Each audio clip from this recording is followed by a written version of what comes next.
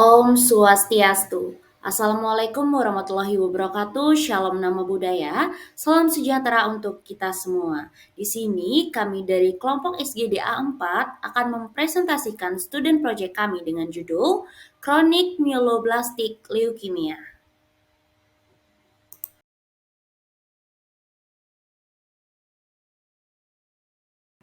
Baik, saya Alena Jordani Subianto, 3 digit yang terakhir 065. Di sini saya akan menjelaskan latar belakang. Jadi untuk chronic myeloid leukemia adalah leukemia yang unik dengan mutasi genetik pada sel darah putih. Angka kejadiannya berkisar 1-2 kasus per 100.000 penduduk per tahun. Itu untuk secara global atau di dunia. Memang angkanya itu tergolong langka penyakitnya, namun tetap memerlukan penelitian lebih lanjut. Kemudian CML dapat berkembang menjadi tahap lebih serius tanpa pengobatan yang tepat. Oleh karena itu, dilakukan pemantauan teratur dan kesadaran ini perlu ditingkatkan lagi terhadap CML ini. Oleh karena itu, masih diperlukan berbagai riset dan juga pencegahan terhadap CML serta pengobatan dari CML. Sekian dari saya lanjutkan ke teman saya. Terima kasih. Perkenalkan, saya Ida Ayukadi Putri Monika dengan 3 digit NIM terakhir 053. Di sini saya akan membahas rumusan masalah, tujuan, dan juga manfaat. Di mana rumusan masalah yang pertama yaitu apakah yang dimaksud dengan chronic myeloblastic leukemia atau CML. Yang kedua, apakah yang menyebabkan terjadinya CML. Yang ketiga, apakah faktor risiko terjadinya CML. Yang keempat, apakah diagnosis seseorang mengalami CML. Yang kelima, apakah diagnosis banding dari CML. Yang keenam, bagaimana patofisiologi terjadinya CML. Dan yang ketujuh yaitu bagaimana tata laksana dan manajemen dari CML. Kemudian ada pun tujuannya yaitu untuk nantinya menjawab dari rumusan masalah dan juga untuk manfaatnya. Yang pertama yaitu memberikan edukasi bahwa terdapat penyakit CML yang dijumpai pada sel-sel dalam sumsum tulang. Yang kedua yaitu memberikan pemahaman mengenai penyebab, faktor risiko, diagnosis banding, patofisiologi, tata laksana serta manajemen dari CML. Kemudian yang ketiga yaitu memberikan upaya preventif, tata laksana, manajemen yang tepat untuk menangani dan mencegah terjadinya CML yang sesuai dengan perkembangan ilmu. Sekian dari saya, selanjutnya akan dilanjutkan oleh rekan saya.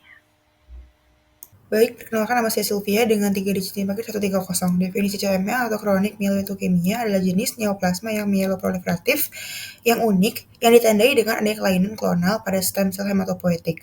CML pH positif memiliki beberapa tahapan antara lain 1. Fase kronik. Ini fase inisiasi atau fase awal ditandai dengan gejala yang masih ringan dan juga pasien cenderung stabil. Lalu ada accelerated phase, terdapat lebih banyak sel blast yaitu 10-19% pada sumsum tulang. Gejalanya berupa lelah, penurunan berat badan, pembesaran abdomen, dan juga pembesaran spleen. Lalu ada fase blastik, terdapat lebih dari 20% sel blast pada sumsum tulang atau peredaran darah. Fase ini sudah memasuki fase akut atau dikenal sebagai AML atau Acute Myeloblastic Leukemia. Sekian dari saya, terima kasih. Baik, izin melanjutkan. Sebelumnya perkenalkan saya Yudi Cita dengan 3 digit NIM terakhir 234. Selanjutnya adalah penyebab CML.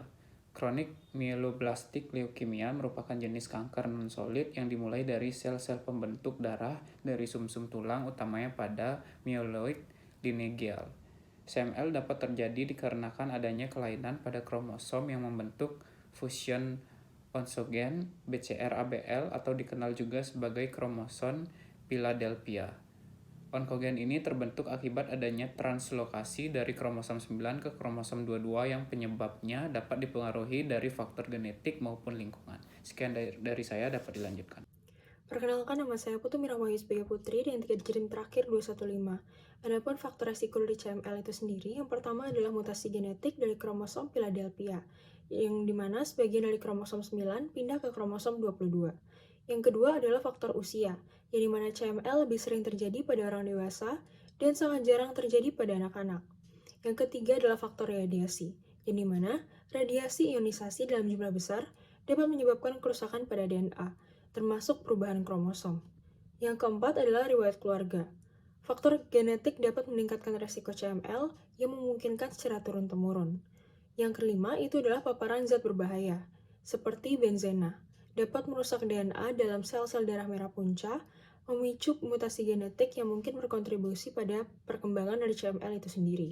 Yang keenam adalah sindrom La Fromeni, yang dimana mutasi genetik yang dapat meningkatkan resiko dari berbagai kanker, Sekian dari saya, terima kasih. Baik, sebelumnya terima kasih atas kesempatan yang telah diberikan kepada saya.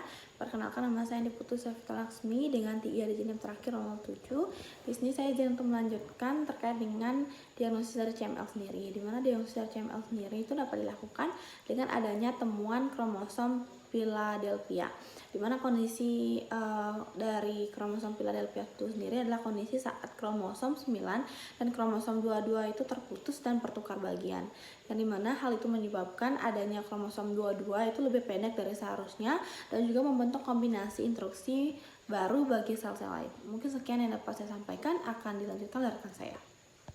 Perkenalkan, saya Putu Saneva Permana dengan 3 digit NIM akhir 041, izin untuk melanjutkan pada bagian diagnosis banding kronik myeloid leukosit. Yang pertama adalah kronik myelomonocytic leukemia, di mana merupakan salah satu jenis neoplasma myeloproliferatif, di mana penyakit ini dibedakan menjadi kronik myeloid leukemia atau leukosit karena pada penyakit ini ditemukan adanya gambaran di plastik. Yang kedua adalah atypical chronic myeloid leukemia, di mana penyakit ini merupakan salah satu jenis gangguan myeloproliferatif, namun pada pemeriksaan pH akan ditemukan hasil negatif.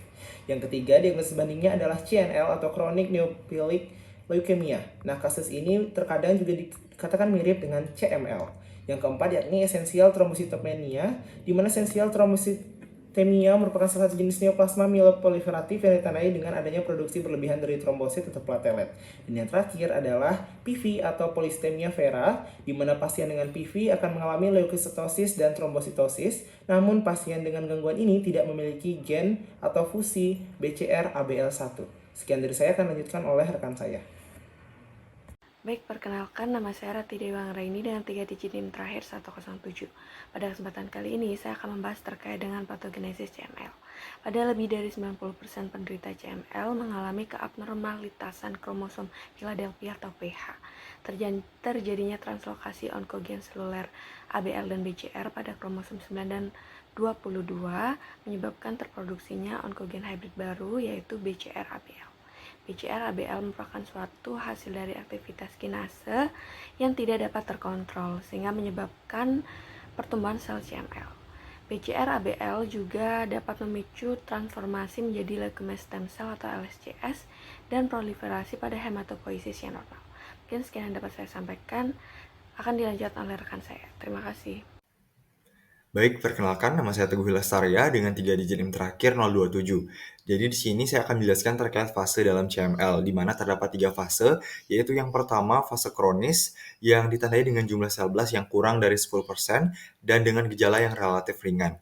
Lalu yang kedua yaitu fase akselerasi atau fase transformasi akut yang ditandai dengan jumlah sel blast yang lebih dari 10% namun kurang dari 20% dan dengan gejala seperti anemia, leukositosis serta trombositopenia.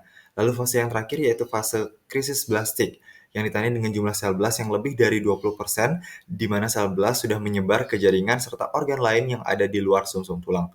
Sekian dari saya, akan dilanjutkan oleh rekan saya. Baik, sebelumnya perkenalkan, nama saya Imadi Stapalwai Kunta dengan 3 digit NIM terakhir 199. Ini saya akan menjelaskan mengenai tata laksana dari CML. Tata laksana CML mengalami perubahan sejak ditemukannya tirosin kinase inhibitor atau TKI.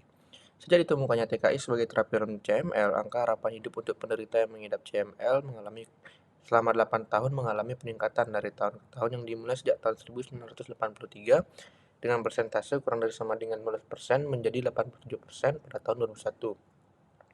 Food and Drug Administration atau FDA pada tahun 2001 memberikan izin imatinib digunakan sebagai penguatan lini pertama pada CML fase kronik. Walaupun hasil yang baik dari penggunaan TKI generasi pertama yaitu imatinib, resistensi terhadap obat ini pada penyakit CML yang baru terdiagnosis sekitar 4%. Maka dari itu mulai digunakan TKI generasi kedua, yang salah satunya yaitu nilotinib yang telah disetujui oleh FDA pada tahun 2007 untuk pasien CML fase kronik atau fase akselerasi atau intoleran dengan imatinib atau dapat digunakan sebagai terapi lini kedua. Pada tahun 2010, FDA menyetujui nilotinib sebagai terapi lini pertama dan juga kedua. Nilotinib memiliki efek yang lebih poten dibandingkan dengan generasi pertama dalam menghambat mutan BCR-ABL1 yang resisten terhadap imatinib. Deteksi dan respon terapi merupakan salah satu strategi yang digunakan dalam tata laksana CML. Penilaian terhadap respon terapi merupakan salah satu strategi untuk memprediksi dari CML. Terdapat 3 kriteria respon terapi untuk mengevaluasi hasil terapi dari CML yaitu respon hematologi, sitogenik, dan molekuler. Respon molekuler merupakan tolak ukur untuk terapi molekuler yang diukur dari transkrip gen BCR-ABL1 menggunakan RT-PCR. Pengujian molekuler menggunakan darah tepi lebih nyaman dibandingkan dengan mengambil sampel sublim tulang yang diperlukan untuk pemantauan sitogenik, dan pengujian molekuler terbukti berkorelasi baik dengan respon klinis.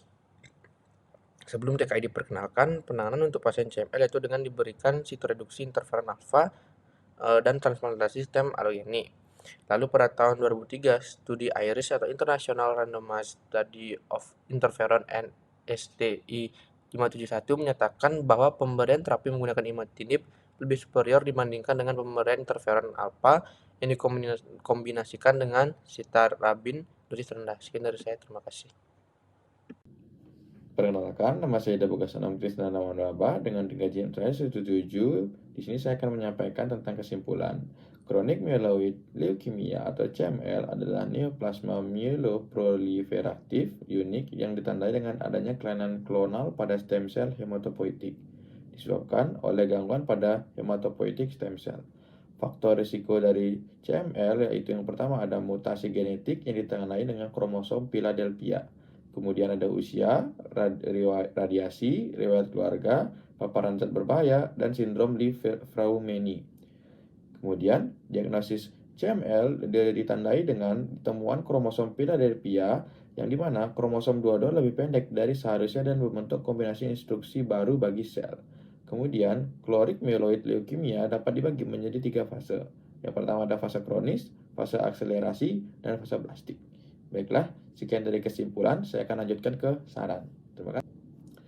Baiklah, di sini saya akan melanjutkan ke saran. Untuk sarannya, studi proyek ini dibuat sebagai bahan bacaan guna menambah wawasan sekaligus menjadi referensi untuk pembuatan karya tulis berikutnya.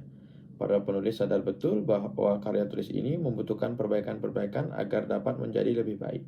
Maka dari itu, penulis berharap saran yang diberikan dari pembaca dapat membantu dan digunakan sebagai rujukan untuk melengkapi studi proyek ini di kemudian hari.